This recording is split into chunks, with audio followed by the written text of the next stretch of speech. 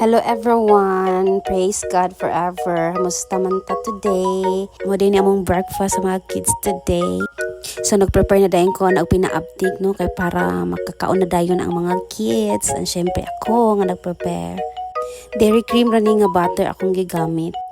Ang pikas na side kay butter, and then sa pikas pod nga side kay nagamit ko og star margarine with sugar. Good katong pink ang color nga brand kay star margarine. And ang iyang resulta is lamig good siya. Kay katong gagahapon nagkaon pod mi ani butter na to akong gibutang. And karon gitryan nako ba nga gibutangan og butter, gimix nako with margarine. Lami siya oy. Na-enjoy ang mga kids.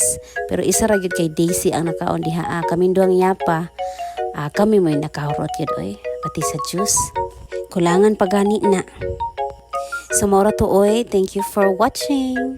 Bye.